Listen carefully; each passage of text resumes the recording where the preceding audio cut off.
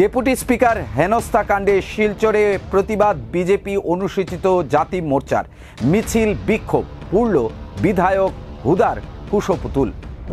অসম বিধানসভার deputy speaker Nomal মোমিনকে Congress বিধায়ক নুরুল হুদার অপদস্থ করার ঘটনাকে কেন্দ্র করে তীব্র প্রতিবাদ জানালো বিজেপির অনুসূচিত জাতি মোর্চার কাছাড় জেলা কমিটি।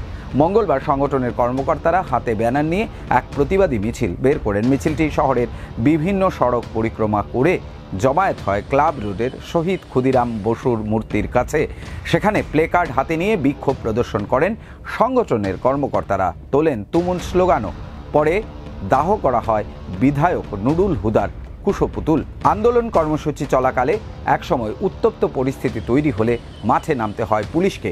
প্রতিবাদকারী ও পুলিশের মধ্যে সামান্য ঠেলাধাক্কার পরিস্থিতিও তৈরি হয়। পরবর্তীতে জেলা বিজেপি সভাপতি রূপম সাহা ও অন্য নেতাকর্মীরা বক্তব্য রাখতে গিয়ে বিধায়ক নুরুল হুদার বিরুদ্ধে কড়া পদক্ষেপ করার দাবি জানান। আজকে শিলচর ভারতীয় জনতা পার্টির কাছাড় জেলার পক্ষ থেকে এখানে আমরা একটা প্রতিবাদী কর্মসূচি অংশগ্রহণ করেছি। এখানে আপনারা নিশ্চয়ই জানেন যে আসামের ইতিহাসে এই একটা প্রথম নজির ঘটনা হয়েছে, যেটা ডক্টর নোমাল মোমিন, যিনি আসাম বিধানসভার ডেপুটি স্পিকার এবং জনজাতি থেকে উনি এসছেন। আর এই জনজাতি মানুষের উপরে অত্যাচার কংগ্রেসের আসল চরিত্র এখানে আমরা দেখতে পেয়েছি।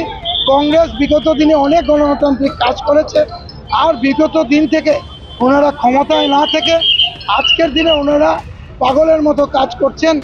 আর একজন বিধায়ক কি করে এত বড় কাজ একটা অ্যাসেম্বলির ভিতরে করতে পারে, এটা বড় ব্যাপার। আমি আমাদের মুখ্যমন্ত্রীকে বলবো, আমাদের স্পিকারকে মহোদয়কে বলবো, এই বিধায়ককে আগামী বছর যাতে কোনো অবস্থায় যাতে বিধানসভায় প্রতিনিধিত্ব করতে না পারেন তার ব্যবস্থা করা, সঙ্গে সঙ্গে উনি যাতে কোনোদিন নির্বাচনে দাঁড়াতে না পারেন তার ব্যবস্থা করা। সেই বিরুদ্ধে ব্যবস্থার জন্য আমাদের মুখ্যমন্ত্রী তথা আমাদের আসাম সরকারকে অনুরোধ করব যে উনার যাতে বিরুদ্ধে ব্যবস্থা নেওয়া হয়। আসাম বিধানসভায় যে দুর্ঘটনাটা ঘটেছে আমরা জানি, কংগ্রেসের বিধায়ক উনি রূপহী থেকে আসাম বিধানসভায় নির্বাচিত হয়ে এসছেন। প্রতিনিধি একজন বিধায়ক, উনি বিধানসভার ডেপুটি স্পিকার রোপণ করেছেন। অত্যন্ত অত্যন্ত বেদনাদায়ক, অত্যন্ত অগণতান্ত্রিক একটা পরিবেশে তৈরি হয়েছে গতকাল আসাম বিধানসভায়। আমরা জানি